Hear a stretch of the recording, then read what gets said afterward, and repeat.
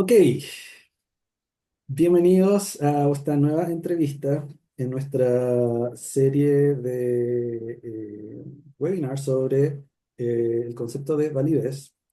Esta vez tenemos el honor de estar con el profesor José Luis Padilla. Muchas gracias por aceptar nuestra invitación, profesor.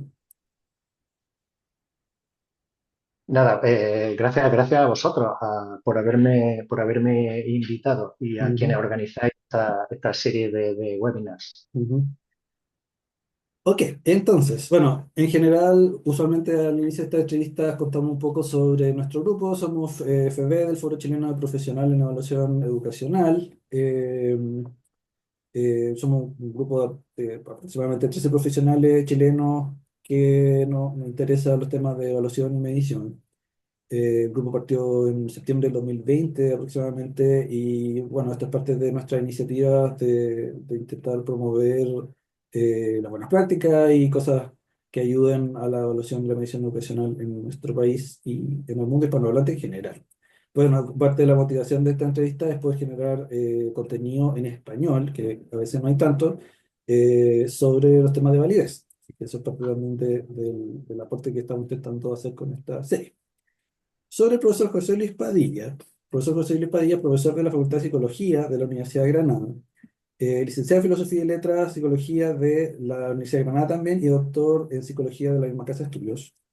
La investigación del profesor Padilla cubre diversos temas relacionados con la psicometría, destacándose en su trabajo respecto a la evidencia relacionada con procesos de respuesta y la validez del test psicológico en general. El profesor Padilla también posee investigación relacionada con el rol del estudio de consecuencias en el estudio de la validez de la interpretación y uso de pruebas. El profesor Padilla fue editor de la revista Methodology, la revista oficial del European Association of Methodology, y ha sido miembro del consejo editorial de varias revistas también. Actualmente es miembro del comité ejecutivo del International Test Commission y del grupo de trabajo Comparative Survey Design and Implementation en el ámbito de la metodología de encuesta y de los estudios transculturales por encuesta. Actualmente también se desempeña como director de estudios de grado y evaluación docente de la Universidad de Granada. Yo he leído muchas veces sus papers, me encanta su trabajo y realmente me encanta que por tener una conversación en español más encima sobre temas de validez que creo que es fenomenal desde su trabajo y poder tener esta oportunidad. Así que estoy súper contento de poder tener esta oportunidad. Estupendo, muchas gracias. Espero contribuir al trabajo de difusión y de promoción de todo lo que tiene que ver con un uso responsable de los instrumentos de evaluación y de la validez en Chile y en general en el ámbito de la comunidad hispana. Ujú. Usualmente cuando partimos esta entrevista mencionamos, para que la audiencia también vaya aprendiendo de estos temas y que se vaya familiarizando con ciertos aspectos del tema de la validez, usualmente mencionamos definiciones de validez. Está por un lado la definición de validez que está en los estándares que escribe AERA, APA y NCME, que es la definición que viene del mundo estadounidense, norteamericano y que la traducción al español de su definición habla de que la validez se refiere al grado en que la evidencia y la teoría respaldan las interpretaciones de los puntajes de las pruebas para los usos propuestos. También está la definición de validez que viene de Samuel Messi, que es una persona que trabajó en validez por mucho tiempo, que también es del mundo estadounidense, que extiende o que tiene una definición un poquito más compleja, más detallada de lo que es la validez. La definición de Messi, como lo entiende él, es que la validez es un juicio evaluativo global sobre el grado en que la evidencia empírica y las justificaciones teóricas respaldan la adecuación y pertinencia de las interpretaciones y acciones basadas en las puntuaciones de las pruebas u otros modos de evaluación. Esa definición ha tenido un impacto bien grande en muchos, en otras definiciones o en la visión sobre la validez de otros autores.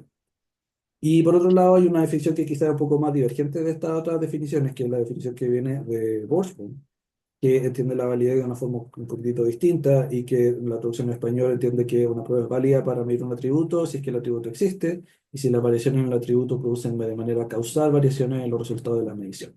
Una visión que es bastante distinta, que de hecho ha sido como hasta un poco negada por muchos autores, de que la validez reside en la prueba versus residir en la interpretación y uso. Y ahí había una discusión, un debate intelectual bastante interesante de esto es como detalles más finos de qué es lo que es la validez y dónde reside, digamos, este concepto. Y bueno, en lo que respecta a las fuentes de evidencia relacionadas con la validez, los estándares de AERA, IPA y ANSIMI solamente mencionan fuentes de evidencia, y de esas se mencionan al menos 5 fuentes de evidencia para dar soporte a las interpretaciones que se pueden hacer de una prueba. Y de esas 5 fuentes de evidencia son las siguientes. Se menciona que hay evidencia basada en contenido, que hay evidencia basada en la respuesta del examinado, evidencia basada en la estructura interna de la prueba, evidencia basada en las relaciones con otras variables y evidencia basada en las consecuencias del uso de la prueba. El trabajo del profesor José Luis Padilla, de hecho, tiene harto que ver con la segunda fuente de evidencia, con basada en la respuesta del examinado, que usualmente examina procesos cognitivos, afectivos y conductuales que los examinados que utilizan al responder. Y de hecho hay varias técnicas de cómo hacer eso. El profesor Padilla tiene varios papers al respecto, que vienen súper interesantes.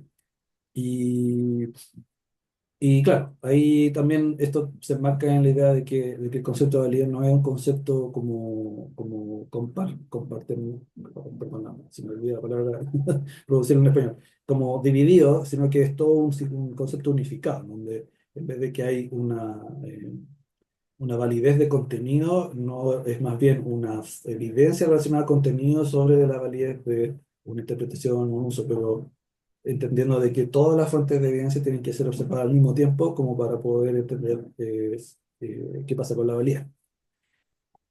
Entonces, así como esto lo menciono como para enmarcar un poco en general, cosa que la audiencia tenga al menos estos elementos introductorios para entender lo que vamos a conversar hoy día con el profesor Padilla. Nuestra primera pregunta para el profesor, que ha sido la pregunta que tenemos genérica para todos nuestros invitados. ¿Podría explicarme en palabras simples cómo usted entiende como autor el concepto de validez y por qué lo considera importante? Bueno, Sergio ha hecho un resumen magnífico no solo de las definiciones del concepto, sino del debate en torno a qué es la validez, ¿no? Comparando las distintas, digamos, definiciones de referencia, ¿no? Eh, bueno, yo tengo que decir que lo que voy a comentar ahora, digamos, nuestra interpretación del concepto de validez, y digo lo de nuestra porque, por referirme tanto al grupo de investigación aquí en la Universidad de Granada, que nos dedicamos a estas cuestiones, ¿no? Del que forman parte, pues, la profesora Isabel Benítez, el profesor Luis Manuel Lozano, que además fuimos coorganizadores del Congreso de la International Test Commission aquí en Granada.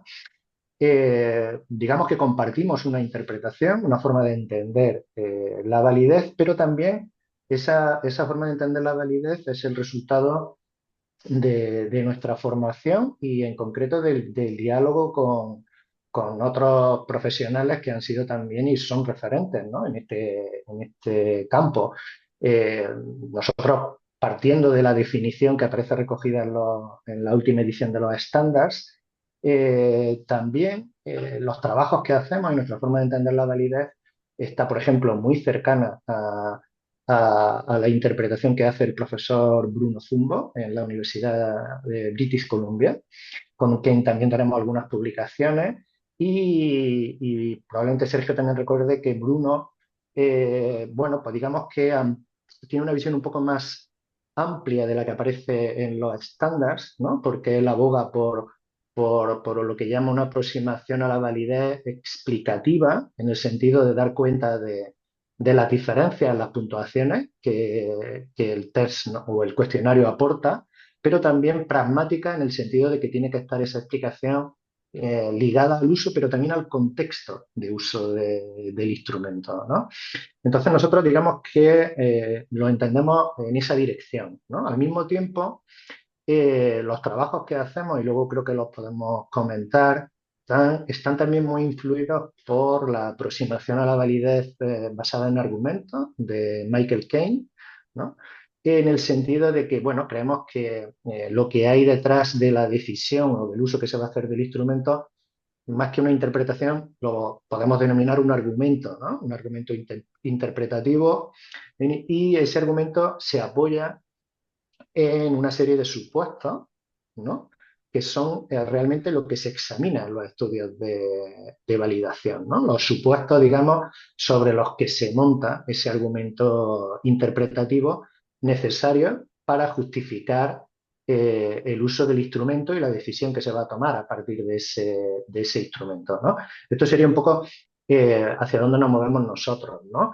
Es verdad que Sergio ha mencionado a Buxbaum y, bueno, en parte, ¿no? Nosotros también hemos seguido ese debate.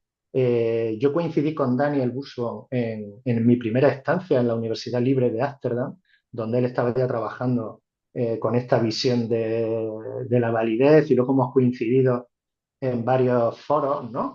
Pero yo siempre he pensado que esa visión por la que aboga Boltzmann es demasiado reduccionista y poco ligada al contexto, que luego esta idea del contexto la podemos también luego elaborar un poco más, ¿no? El contexto en el que se utiliza la prueba. Y también hay otro elemento que ha mencionado Sergio que me gustaría comentar porque define nuestra línea de trabajo. Uno de los problemas que están registrados en la literatura de esta visión de la validez como un juicio integrado, ¿no? De toda la evidencia que apoya el uso o la interpretación que está detrás del uso de las puntuaciones, siempre tiene el problema de que no, digamos, da claves o orienta a la hora de dónde hay que poner los esfuerzos en el proceso de validación, ¿no? Parece que cuando abordamos un proceso de validación hay que dar cuenta de las 5 fuentes de evidencia de validez, ¿no? Perdón, nosotros en los trabajos que estamos haciendo ahora lo que intentamos también es no solo integrar distintas fuentes de evidencia, ¿no? Que no se vean como compartimentos separados, sino también ayudar a los profesionales a priorizar, ¿no? Dónde deben dirigir su esfuerzo en función del uso y de la interpretación que hay detrás de ese uso, ¿no? Para un poco intentar, pues eso, salir de esa situación en la que parece que cuando abordamos un proceso de validación desde esta, digamos, desde la visión actual, pues hay que abarcarlo todo, es un proceso continuo que nunca acaba y claro, eso choca con las necesidades de los profesionales que tienen que dar respuesta y tomar decisiones con la evidencia que hay en ese momento o, bueno, por no decir, por ejemplo, las editoriales de tesis, de cuestionarios que necesitan sacar un producto con la suficiente garantía y que, claro, perdón, no lo podrían sacar trasladando el mensaje de que el proceso de validación que hay detrás de ese producto que quieren, digamos, vender no está acabado, ¿no? Entonces, claro, es una situación también a la que nosotros como profesionales tenemos que dar respuesta, ¿no? Ujú. Interesante. Eh, el trabajo del profesor Bruno Sombo yo también lo encuentro muy interesante, y de hecho bien multifacético, en el sentido de que ha intentado abordar diversos como aspectos de la validez que son todos bien valiosos, ¿no? Mm. Eh, y claro, también esto que menciona de priorizar tiene harto sentido. De hecho, me parece que era Cronbach, puede ser que él criticaba un poco esta visión de que, claro, uno puede tener un juicio evaluativo y muchas fuentes de evidencia, pero si uno no sirve simplemente tenerlas ahí y sin conectar, sin hacer nada más, porque eso en el fondo es como pasar un turro de papeles, digamos, que tiene cada uno Sí, sus resultados, sí, pero que uno no hace mucho con eso tampoco. claro, Eh, Cronbach iba ya en esa dirección porque Cronbach también dirigió, digamos, el problema de la validación a la evaluación de programas de intervención, ujú, ¿no? Y entonces, claro, si estamos evaluando un programa de intervención, pues tanto en el ámbito educativo, en el ámbito social, pues claro, las decisiones acerca de la efectividad del programa necesitan estar apoyadas en evidencia, ¿no? De los instrumentos que se utilicen en el momento en que se va a tomar esa decisión, ¿no? Entonces, claro, de ahí se tenía ya la necesidad de priorizar la búsqueda de hacia dónde dirigir los esfuerzos de validación. Pero yo creo que el enfoque ahí probablemente más claro es el que mencionaba de la aproximación a la validez basada en argumentos, ujú. porque Keynes ya en los artículos me parece que el último, no sé si es de 2014, en el que apuntaba esto, ya decía que se dirigieran los esfuerzos hacia, como decía antes, los supuestos en los que se apoya la interpretación, pero los supuestos, digamos, críticos, ¿no? De los que puede depender el que esa interpretación, entendida como una especie de hipótesis, se pudiera mantener o hubiera que rechazar, ¿no? ujú, Es decir, entonces ya ahí Keynes decía, bueno, busquemos cuáles son los supuestos críticos, busquemos cuáles son, entendiéndolos como, si, hasta si se apura, como interpretaciones rivales a la interpretación deseada de las puntuaciones y intentemos, digamos, ver si tenemos evidencias para mantener ese supuesto o no. Y en ese ujú, sentido, no tener que abarcarlo todo, ¿no? En un claro, estudio de validación. ujú. Y no sé si puede hablar un poco más en lo que se pueda de justamente esta idea de lo explicativo, lo que el profesor Zumbo llama como razonamiento abductivo. No sé si puede entrar un poco más en esa idea, porque lo mencionó al inicio, que era parte como de la visión del grupo de investigación suyo, pero no sé si puede explicar a la audiencia un poco qué significa eso más en concreto, digamos, qué significa eso de Sí, bueno, buscar la el profe- explicación o la... me da un poco de apuro estar llamándolo Bruno, pero es por la relación de amistad, ¿no? Sí, sí. Que tenemos desde hace ya tiempo, ¿no?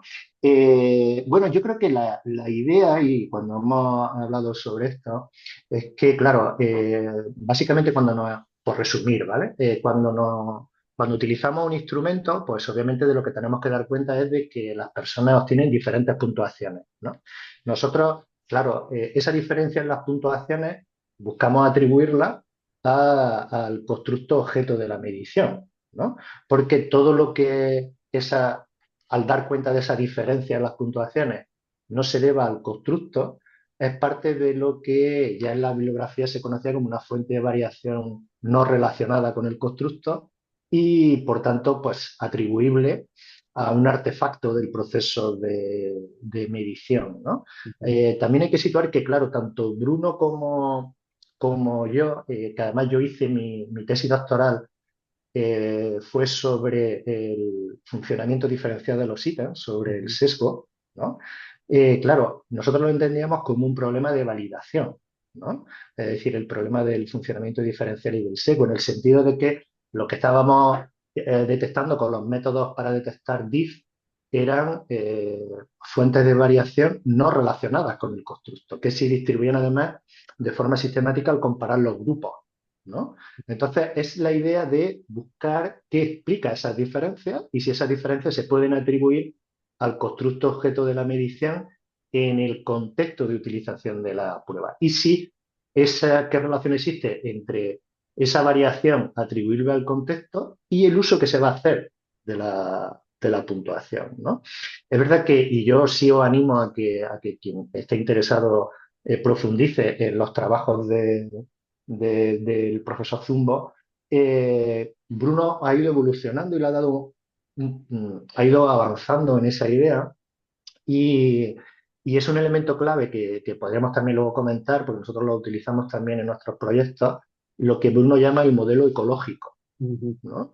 El modelo ecológico en el sentido de, no sé si tú lo has visto, lo tienes en mente, pero Bruno lo representa como una especie de óvalo de distintas superficies, ¿vale? Concéntricos, en el que en el óvalo, digamos, más reducido estaría lo que es la respuesta de la persona a los ítems del test o del cuestionario, y conforme vamos saliendo y ampliando esos óvalos, pues tenemos todos los factores, tanto micro como macro, que van a influir en ese proceso de respuesta y de los que la teoría de la validez debe dar cuenta, la validación de esa medida, desde, por ejemplo, el modo de administración de la prueba y la diferencia que puede haber entre un módulo, como tradicionalmente se llamaba, entre un modo, perdón, en papel y lápiz o una administración colectiva frente a una administración individual, el salto que se da cuando el modo de administración ya es a través de una aplicación web o a través de en Internet, hasta, digamos, el entorno familiar de la persona, lo que llaman en la literatura anglosajona social location, ¿no? Lo que es el ambiente de la persona, el contexto, su ubicación en ese contexto social, todo eso va a estar en la interacción, digamos, entre la persona y el instrumento a la hora de contestar, ¿no? Y lo que llama Bruno esa aproximación explicativa y pragmática es dar cuenta de cómo influye todo eso en la ujú. diferencia en la respuesta, ¿no? Y a ver si, déjame ver si entiendo la idea. Eso en el fondo al final es que uno no simplemente se queda en detectar un diff, sino en en explicarlo, o sea, entender en detalle qué fue lo Claro, que eso es lo que pasó. nos situar Y- la explicación del DIF en ese contexto del proceso de validación, ¿no? Esta claro. situación típica que nos encontramos, que cuando se comparan las probabilidades de dar una determinada respuesta de personas con la misma habilidad, pero de distintos grupos demográficos, Ujú, ¿no? Que es la definición típica del DIF. ujú, Claro, si eso ocurre, ¿eso por qué está ocurriendo? Pues está ocurriendo porque además de lo que pretendemos medir, hay otros factores que están influyendo que se distribuyen de forma diferente, digamos, condicionado a ese nivel de habilidad. Y entonces, a la búsqueda de esos factores es cuando, por ejemplo, se puede recurrir al modelo ecológico e ir buscando en esos, digamos, óvalos sucesivos esos factores que pueden dar cuenta de esa ejecución diferencial, ¿no? claro. Y ahí me imagino que también calza todo el mundo, todas las técnicas relacionadas con estudio de proceso de respuesta, ¿no? Porque ahí justamente al aplicar esa uno puede Exactamente. empezar a entender como las razones Exactamente. detrás de... Ya. Claro, es decir, tú piensas que cuando, bueno, pensás que cuando yo hice la tesis, es decir, hace ya más tiempo del que me gusta reconocer, eh, claro, digamos que la idea, bueno, ya los métodos estadísticos de detección del DIF estaban muy avanzados, muy desarrollados, ¿no? Entonces, eran muy eficientes, por decirlo así, en identificar los ítems con funcionamiento diferencial, por ejemplo, cuando se comparaban personas con la misma habilidad, pero definidos por variables demográficas. Pero, claro, una vez que se había identificado que ese ítem mostraba un funcionamiento diferencial, el problema era explicar por qué, ¿no? Y explicar por qué para ir más allá de decir, bueno, pues este ítem lo eliminamos y no lo utilizamos, ¿no? Sino además verlo, digamos, no sé si esto voy a ser capaz de explicarlo con claridad, ver la detección del DIF no como un problema, sino como una oportunidad, Ujú, ¿no? En el sentido de decir, vale, si conseguimos identificar esos factores responsables, lo que realmente estamos es viendo, estamos validando en el sentido de ver qué está capturando el ítem, además de lo que nosotros queremos medir, ujú. ¿no? Entonces, ver el estudio del DIF como un problema de validación, pero también como una oportunidad para obtener evidencia de ese, por ejemplo, de esos procesos de respuesta y ver qué está capturando la respuesta a los ítems. Claro.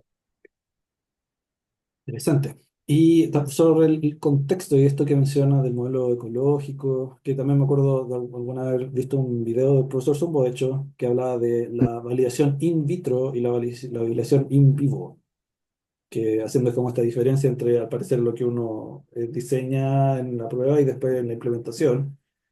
Me acuerdo una vez en una tesis de un chico de Corea, me parece que él mencionaba como un nivel intermedio que él llamaba el in situ, que en el fondo uno tenía una prueba que quizás estaba diseñada a nivel internacional, que después se aplicaba a un nivel nacional, que también estaba dentro del nivel del diseño todavía, no de la implementación, y que después se implementaba en cierto país, que para las pruebas internacionales yo creo que eso también pasa a menudo de tener como varias capas, digamos, de diseño, en donde está como el macro y después también en esto ecológico, como de bajar a un nivel más, más abajo en la jerarquía, digamos, no del mundo, sino de un país en particular y después la implementación ahí.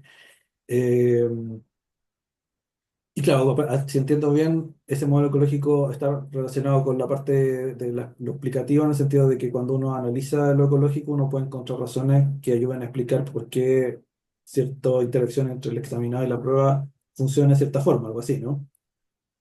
Claro, a ver, es muy interesante lo que dices, porque de hecho esta diferenciación, esta idea de la validación in vivo de Bruno, nosotros la estamos intentando desarrollar ahora en dos proyectos de investigación que están en marcha. Y la idea de Bruno es que incluso lo que podemos llamar la evidencia de validez se obtengan al mismo tiempo o que la persona está contestando a los ítems o a las preguntas Ujú. del test, ¿no? Es Ya. decir, no en momentos separados. Eh, claro, nosotros ahora, digamos, los nuevos modos de administración ofrecen posibilidades para hacer eso que hace poco tiempo no existían, ¿no? De hecho, por ejemplo, nosotros lo estamos intentando incorporar pensando en la administración de tesis de cuestionarios a través de aplicaciones web, ¿no? Ujú. Y en esas mismas aplicaciones web podemos hacer uso no solo de algo que si quieres luego podemos comentar también de lo que se conoce como paradatos, ¿no? Es Ujú. decir, que es todo, digamos, vamos a llamarle así, digamos, la huella digital que la persona va dejando al tiempo que contesta a los ítems de la prueba, pero incluso nosotros estamos implementando métodos cualitativos, que es el nombre que se ha acuñado, por ejemplo, es el de web proving, Ujú. ¿no? Que nos permite en el momento, prácticamente en el momento que la persona contesta a los ítems, indagar sobre sus procesos de respuesta, ¿no? Es decir, no hacerlo además en la misma aplicación, Ujú. en la misma aplicación web, ¿no? Esa es la idea de intentar obtener tanto las respuestas como las evidencias que vamos a utilizar luego para la validación de las interpretaciones. Entonces, es lo que te decía hoy, el contexto, digamos, o la ecología, que es lo que llama Bruno, del proceso de respuesta a un test, a un cuestionario, es muy diferente a la ecología de los modos tradicionales de administración, ¿no? Ujú. Y en el proceso de validación podemos beneficiarnos de ese nuevo, de ese contexto, de esa nueva ecología, ¿no? Claro. Para obtener todo tipo de evidencias, tanto, que luego podemos hablar, tanto cuantitativas como cualitativas, que nos ayuden a conocer mejor esos procesos de respuesta. Un poco esa es la idea. Ya, ok. Sí, interesante. Y bueno, sobre todo ahora que con la tecnología se pueden hacer hartas cosas más, pues, y cosas bien distintas a lo que se podía hacer en el pasado con una prueba de lápiz y papel, pues ahora con una cámara, Claro, audio, mil cosas. claro, pero no solo eso, se me ocurría que, por ejemplo, nosotros, pues por la experiencia y por el trabajo que hemos hecho en el grupo, nosotros desde hace ya bastante tiempo, digo, lo voy a contar un poco para que también ayudarle a entender por qué, de dónde vienen estas ideas, ¿no? Estas Ujú. propuestas. Empezamos a colaborar en primer lugar, con el Instituto Nacional de Estadística aquí en España, que tendría un equivalente en Estados Unidos, pues yo que sé, una agencia federal, Ujú. pues en México al INEGI, en Chile no recuerdo cuál es el nombre INE. del instituto. Eso es, pero claro, entonces por estos azares de la biografía conocimos a las personas que eran responsables de la elaboración de los cuestionarios que se utilizan en los estudios por encuesta y empezamos a colaborar con el instituto a través de contratos cuando querían hacer cambios en un cuestionario de los que venían utilizando o tenían que adaptar porque el Instituto Nacional de Estadística en España es parte de Eurostat, que es el organismo de la Unión Europea que unifica los institutos oficiales de estadística Ujú. y con frecuencia, digamos que Eurostat elabora el cuestionario para una encuesta en el idioma, digamos, original, que puede ser inglés o francés, y luego comanda a los institutos nacionales de estadística en cada país a que hagan la adaptación de ese instrumento, ¿no? Entonces nosotros hemos colaborado con el Instituto Nacional de Estadística también en ese tipo de procesos, ¿no? Y Ujú. eso nos permitió entrar en contacto con profesionales de la metodología de encuestas y en el ámbito de la metodología de encuestas, lo que sería, digamos, el análogo a lo que nosotros al final llamamos el proceso de respuesta, ellos venían trabajándolo con anterioridad a que se empezara a hablar de esto en el ámbito de la evaluación psicológica, ¿no? Y en el ámbito de la metodología de encuestas, desde finales de los años 80, si ya se planteaban modelos que han sido de referencia, por ejemplo, el modelo de pregunta y respuesta, que directamente trata la respuesta a las preguntas de los cuestionarios de encuesta, intenta analizarlas desde esta perspectiva, ¿no? Es Ujú. decir, pensando cómo la persona interpreta el enunciado de la pregunta, cómo recupera la información que se le está pidiendo, Ujú. cómo elabora la respuesta, cómo la comunica, ¿no? Y no solo lo abordan desde una perspectiva, digamos, cognitiva, sino también desde la perspectiva social y de lo que es la implicación de la persona, ¿no? Es decir, hay modelos muy conocidos que llaman, por ejemplo, el modelo de Krosnik, de optimización-satisfacción, que lo que da cuenta es de algo que nosotros también tenemos que intentamos incorporar, que es el grado de implicación y de motivación de la persona para responder a las preguntas Ujú. del cuestionario, ¿no? Que nosotros, es verdad que en la evaluación psicológica, diferenciando entre lo que se llama las evaluaciones de alto impacto, de bajo impacto, pues Ujú. nos acercamos un poco a ese, ¿no? A esa visión. pero digamos en el ámbito de la metodología de encuestas estaban mucho más avanzados porque durante más tiempo han estado preocupándose por esto, ¿no? Para mejorar la calidad de los datos de los estudios por encuesta. Entonces, nosotros todo eso lo hemos intentado también incorporar a nuestra investigación metodológica en el ámbito de la evaluación Ya, psicológica y educativa, ¿no? Y eso nos ha permitido conectar lo que hemos ido aprendiendo y lo que están haciendo otros profesionales en el ámbito de la metodología de encuestas a nuestros estudios sobre la metodología de validación en el ámbito de la evaluación psicológica y educativa. interesante, súper interesante. Bueno, sí, de hecho, esa es como aprendizaje entre como ramas que son primos hermanos, digamos, entre la Claro, medición en educación, la medición en psicología, encuestas, esos como cross aprendizaje encuentro que son fenomenales y súper necesarios, de hecho. sí, de hecho, Bruno y yo somos coautores de un trabajo, de un manual que para conmemorar la edición de un congreso internacional en Estados Unidos sobre la metodología de encuestas y Ujú. intentamos también en ese capítulo trasladar esta idea, ¿no? De lo que podíamos aprender una disciplina de otra y de Ujú. que tenemos que beneficiarnos, ¿no? De la experiencia en ambos campos. Claro. Y voy a cambiar el tema un poco, voy a traer otra pregunta que también hemos hecho a varios invitados.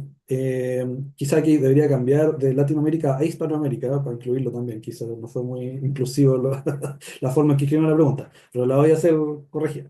¿Cree que existe una perspectiva específica desde Hispanoamérica sobre el concepto de validez? ¿De qué manera nuestras experiencias particulares en el mundo hispanohablante han influido en su propio concepto de validez? Bueno, es una pregunta compleja, ¿eh? Porque, claro, yo no estoy en situación de responder de forma taxativa, ¿no? De si Ajá. existe o no existe. Pero sí que creo que si no existe, debería existir, ¿no? Porque yo creo que, bueno, pues tenemos todos que reconocer que la psicometría tal como la conocemos, tal como yo la estudié, tal como la empiezo, porque claro, también soy profesor y doy clases de psicometría a los estudiantes de psicología, ¿no? Ujú. Digamos que los contenidos, pues, vienen, digamos, de lo que es, vamos a llamarle, la agenda de investigación de la psicometría en Estados Unidos, Ya. ¿no? Ujú. Y en concreto de la agenda de investigación de la psicometría ligada a las necesidades de la evaluación educativa en Estados Unidos, Ujú. ¿no? Es decir, el gran impacto que tienen los test para entrar en las universidades, para la certificación profesional. Claro, ese contexto, la verdad que no tengo conocimiento de lo que ocurre en otros países, de lo que puede estar ocurriendo en Chile, Ujú. pero son problemas muy diferentes por ejemplo, de los que nosotros nos encontramos en España, Ujú. ¿no? Es decir, que en España primero la evaluación educativa, y vamos a llamarle la evaluación educativa estandarizada de impacto, ¿no? Ujú. No tiene el peso que tiene en Estados Unidos, Ya. ¿no? De hecho, hasta ahora, por ejemplo, para el acceso a la universidad hay una especie bueno, una especie no, hay una prueba que se conoce con el nombre de selectividad, pero que intenta evaluar, digamos, los aprendizajes de los estudiantes en lo que es la etapa previa a la universidad, pero que está hecha con preguntas abiertas, ¿no? Y, digamos, tipo ensayo, Ujú. ¿no? Entonces, claro, eso ya marca una diferencia muy importante de lo que es la típica prueba estandarizada de rendimiento educativo en Estados Unidos, ¿no? Ujú. Entonces, yo creo que nosotros tenemos digamos, la comunidad, vamos a llamarle latinoamericano, hispanoamericana, tenemos también una tarea ahí por hacer para adaptar, no tanto por hacer una especie de psicometría hispanoamericana o latinoamericana, sino para también poner nuestros problemas y nuestras necesidades en la agenda de investigación, ¿no? Claro. Y es verdad que todo esto también son, obviamente son todas opiniones muy personales, ¿no? Por mi experiencia, nosotros también, y yo creo que también tiene presencia, sí, seguro que tiene presencia en Chile. Nosotros también tenemos muy buena relación con lo que ha sido siempre en España la editora de referencia de tesis y cuestionarios, con TEA, ¿no? Ujú. Y, y claro, TEA, que también tiene como parte de su mercado, como editora de test el ámbito hispanohablante, pues la mayoría de las pruebas con las que ofrece TEA son adaptaciones de inventarios, de pruebas de personalidad, por ejemplo, elaboradas en Estados Unidos, ¿no? En el Ujú. contexto americano. Y TEA realiza esas adaptaciones. Pero, por ejemplo, a la hora de hacer las adaptaciones, pues siempre está también, digamos, la presión del mercado, ¿no? Es decir, TEA, si quiere sacar una versión y quiere sacar baremos adaptados a Chile, a Ecuador, a Colombia, lo que va a pensar es, lógicamente, en si es viable económicamente o no hacer esos esfuerzos, ¿no? De validación y de baremación, ¿no? Entonces, bueno, con eso también hay que contar, ¿no? A Ujú. la hora de plantearnos cuáles son los retos y las necesidades en nuestro ámbito. Pero yo creo que sí, que deberíamos también ser más proactivos, ¿no? Intentar que también nuestras necesidades, digamos, en el ámbito de los países que compartimos el mismo idioma, pues también formen parte de la agenda, de la agenda profesional. Ujú. Y diría yo que el tema del idioma está actualmente construyendo cierta mirada específica, lo que hizo usted de las necesidades específicas del mundo hispanohablante. Hoy día, partiendo simplemente por un tema de que las pruebas que llegan o que se usan muchas veces son traducidas, eso ya genera todo Claro, un punto de vista distinto. Y de hecho, el tema de la influencia del contexto, esta cosa de lo ecológico, también es justamente esta idea como de ponerse en el lugar del examinado. Son todas ideas que hasta ahora, de hecho, en la serie de entrevistas se han ido repitiendo. Eso, casi todos los autores que hablan español tienen alguna u otra forma de integrar esa mirada dentro de su visión de la validez. Lo cual diría yo que yo justamente en esta serie de entrevistas estamos descubriéndolo, al ir hablando me con los alegro, me alegro. diferentes autores. Sí.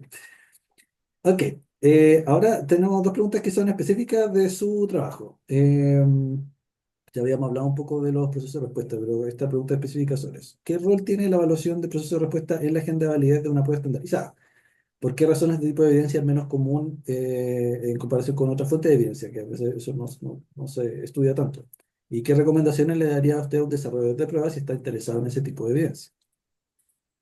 Sí, bueno, son varias preguntas y no son sencillas, ¿no? Porque, claro, nosotros hemos querido contribuir, digamos, a la disciplina, no solo centrando nuestros trabajos sobre la metodología de los estudios o cómo llevar a cabo los estudios de validación, no solo centrado en los procesos de respuesta, sino en la forma de abordar esos estudios de validación para obtener evidencias sobre los procesos de respuesta, ¿no? Entonces, lo que hemos querido también es contribuir a desarrollar y mostrar lo que pueden aportar, por ejemplo, métodos cualitativos que tradicionalmente han estado alejados de la formación en psicometría, ¿no? Porque, bueno, en psicometría obviamente preponderan los métodos y la aproximación cuantitativa, por razones históricas y por razones actuales, ¿no? De la disciplina, y hasta hace muy poco tiempo, yo no sé en Chile o en otros países, ¿no? Pero cuando yo estudiaba, había como una oposición muy clara, ¿no? Muy definida entre quien abordaba el estudio de los problemas sociales desde una perspectiva cuantitativa o quien lo hacía desde una perspectiva cualitativa, ¿no? Ujú. Eso yo creo que por fortuna ha ido cambiando y cada vez son más los profesionales que reconocen que para abordar problemas complejos como son los problemas de validación, lo vamos a abordar mejor y vamos a encontrar mejores soluciones si integramos ambos métodos. Es decir, no solo con la idea de que converjan o converjan, sino que realmente se integren, ¿no? Y cuando hagamos un estudio de validación, lo que nos aporten métodos cualitativos, como los que nosotros hemos trabajado, como la entrevista cognitiva o lo que estamos haciendo ahora con el web plugin, lo que obtengamos con esos métodos nos ayude a interpretar mejor los resultados cuantitativos, ¿no? Es decir, que no para responder siquiera a preguntas distintas, sino para, ante un mismo problema, que era, volviendo a lo que comentaba antes, de buscar, por ejemplo, las causas del funcionamiento diferencial y buscar esos otros factores que pueden estar influyendo en las respuestas, los métodos cualitativos nos pueden dar esa información y esa información nos va a ayudar a entender mejor los resultados cuantitativos, ¿no? Entonces, una de las cosas que nosotros incorporamos a nuestro programa de investigación sobre los procesos de respuesta es la integración de la metodología cuantitativa y cualitativa, ¿no? Y yo, claro, dice, ¿por qué no tiene tanta presencia en la bibliografía o en la literatura el estudio de la evidencia sobre los procesos de respuesta? Bueno, primero es relativamente reciente, ¿no?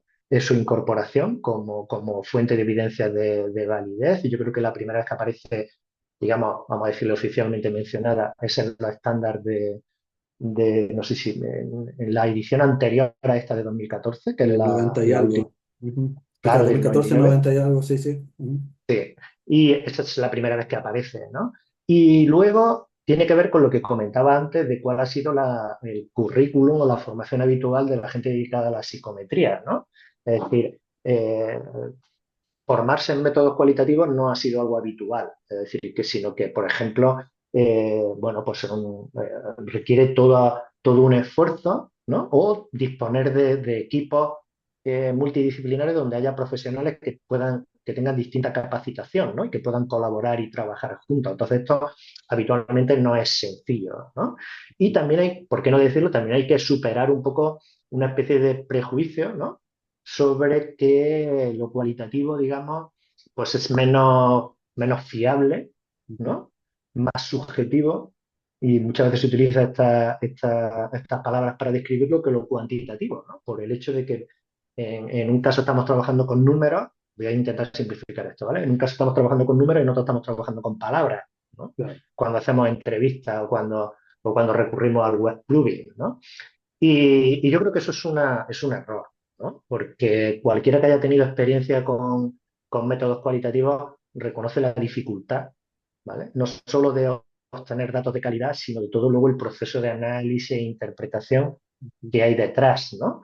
Y justo al contrario, digamos, se podría decir de la sobredificultad que se le atribuye a los métodos cuantitativos, ¿no? Porque hoy día, pues con todo el desarrollo, no solo ya de los programas informáticos de análisis, sino de la inteligencia artificial, si me apuras, muchos de los análisis, llevarlo a cabo de manera rutinaria tampoco tiene una especial dificultad, ¿no? Mm. Entonces, yo creo que todo eso ha contribuido a que hasta ahora se hayan desarrollado menos, ¿no? Y sí, yo lo que le recomendaría un poco es que a cualquiera que se quisiera iniciar en esto, que intentara también formarse, ¿no? en métodos cualitativos, que ampliara un poco el foco de su interés, no solo a las técnicas psicométricas, sino a estos otros métodos cualitativos de validación, Mm. y que además hoy día es un momento muy oportuno para que todos esos esfuerzos converjan, ¿no? Es decir, tú que conoces todo lo que se está avanzando en inteligencia artificial, es decir, es que es un escenario ideal para la combinación de todo esto, ¿no? Sí. Bueno, de hecho, justamente esta como diferencia entre número y palabra está en el mundo de la inteligencia artificial ya está superado porque las palabras ahora se pueden transformar en Claro, vectores con números que representan significados semánticos. Entonces, de hecho ya ni siquiera las palabras se pueden excluir realmente de eso. Y claro, bueno, sin ir más lejos, ¿cuándo fue? El año pasado. Escribí un comentario sobre este documento que escribió en CMI sobre las competencias fundamentales para profesionales en medición, donde se juntó un montón de gente a pensar cuáles eran las competencias que tenían que estar en un programa como estándar, digamos, de medición. Y claro, tuvimos una diferencia de opinión ahí sobre el rol de la investigación cualitativa en lo que el grupo entregó, porque ellos, desde su mirada, ellos estaban pensando en la investigación cualitativa. Yo cuando leí el documento sentí que no lo estaban incluyendo, pero al parecer dentro de su perspectiva ellos sí lo pensaban que estaba. Entonces, y claro, yo también estoy de acuerdo de que la investigación cualitativa, esos métodos son súper, súper, súper importantes, que le dan sentido a un montón de números que a veces pasan en banda y que no se interpretan bien o simplemente se ignoran y que uno claro, necesita claro. Ujú, entenderlo. ¿Sí? ujú. Y última pregunta de esta entrevista, que también está relacionada con uno de sus papers que tiene. ¿Cómo ve usted el rol de las consecuencias asociadas al uso de una prueba estandarizada con relación al concepto de validez? ¿Las consecuencias por usted Sí, tienen relevancia por una razón científica o más bien una ética? Sí, yo, bueno, es un tema, el tema en sí daría para otra sesión completa, ¿no? Ujú, Eh, por hacerlo corto, yo creo porque parece que se oponen, ¿no? Es decir, o es una cuestión científica o es una cuestión ética, ¿no? ujú, Yo creo que son ambas, porque eh, la cuestión de las consecuencias, ¿no? Y de los juicios de valor, que normalmente siempre se olvida, ¿no? Esta parte de los juicios de valor, tanto positivas como negativas, intencionadas, no intencionadas, yo creo que tienen que formar parte de la agenda de las preguntas de validación, ¿no? Porque son parte del proceso de evaluación, ¿no? Por ejemplo, cuando nosotros le pedimos a alguien que conteste a un test o un cuestionario, incluso aunque no sea, digamos, una evaluación de riesgo para la persona, es inevitable que esta persona haga una interpretación en términos de sus valores, de sus opiniones acerca de por qué se le está pidiendo eso y que anticipe además qué consecuencias va a tener para él o para ella el resultado de esa evaluación, ¿no? ujú, Y esa, nada más que por centrarnos en este aspecto de la validez consecuencial, nada más que anticipar esas consecuencias, realizar atribuciones sobre qué consecuencias puede tener para él o para ella la evaluación, va a influir en el proceso de respuesta, ¿no? Va a ser parte de ese proceso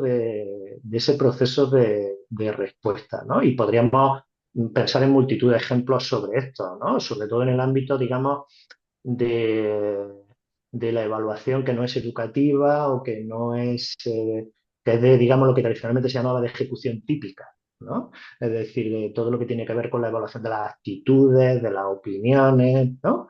ujú, Eh, Claramente ahí esas atribuciones forman parte del proceso de respuesta, ¿no? Es decir, yo no voy a responder con el mismo nivel de sinceridad o no me voy a implicar igual. Por ejemplo, si sé que dependiendo de mi respuesta a un cuestionario de actitudes, imaginaros simplemente un cuestionario sobre sexismo, ¿no? ujú, En función de que sea para un estudio que yo anticipe que no va a tener ninguna repercusión para mí, a que sea parte de un proceso de selección de personal, ujú, ¿no? Entonces, obviamente eso va a influir en ese proceso de respuesta, ¿no? Y yo creo que tiene que formar parte del proceso de validación. Nosotros estamos intentando ahora, en un proyecto de investigación que lidera la profesora Isabel Benítez, intentando integrar la validación de las consecuencias y ver cómo afecta al proceso de respuesta, planteándole a las personas dos escenarios, ¿no? Un escenario en el que le decimos que las respuestas las vamos a difundir y las pueden conocer personas cercanas, ¿vale? Al entorno de esta persona y en una otra condición donde no damos esa información, ¿no? Para ujú, ver cómo eso influye en el proceso de respuesta a los ítems de las pruebas, ¿vale? Cómo influye esa distinta condición. Y anticipamos que va a haber diferencias, ¿no? Lo digo como respuesta a esta de que es una cuestión científica, ¿no? ujú, Pero luego, por otra parte, es inevitable, o no se, perdón, no se puede separar, o es inevitable no tener en cuenta el aspecto que tú le llamabas ética, ¿no?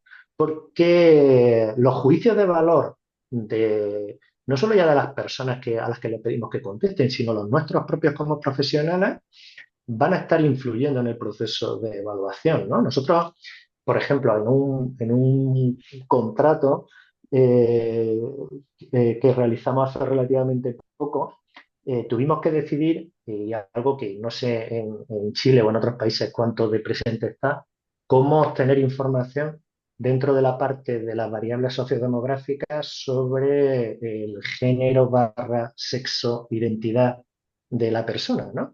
Claro, muchas veces no nos paramos a pensar nada más que no solo preguntar por esta cuestión, sino la forma de preguntarlo, cómo se redacta el enunciado o las alternativas de respuesta que se incluyen ya trasladan nuestros juicios de valor, ¿no? Es decir, y hay mucha también investigación sobre esto, ¿no? Nosotros, bueno, ahora no sé qué ocurrirá, ¿no? Pero tenemos también relación con el equipo que es responsable de los procesos de evaluación de cuestionarios en Estados Unidos, en el CDC, en la parte del National de las estadísticas de salud, Ujú. ¿no? Y tenían toda una línea de investigación sobre cómo hacer las preguntas sobre identidad de género, identidad sexual, ¿no? Orientación sexual.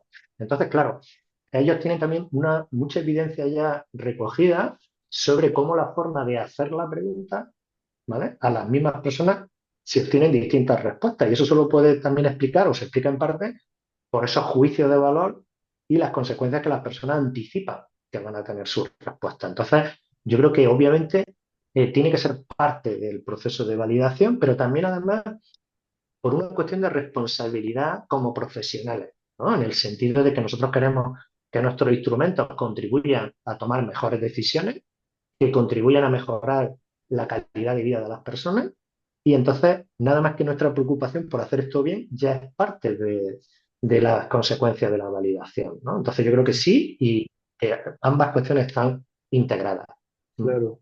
Sí, de hecho, como parte de mi trabajo, en mi tesis de doctorado, ahí trabajé en particular en el concepto de la experiencia del test taker en inglés, o de la persona, la experiencia del examinado. Y ahí en varios modelos bueno, varios modelos que vienen del mundo del Human Computer Interaction, de cómo se interactúa las Ah, personas con la tecnología, hablan de un concepto que se llama como hacer sentido de la experiencia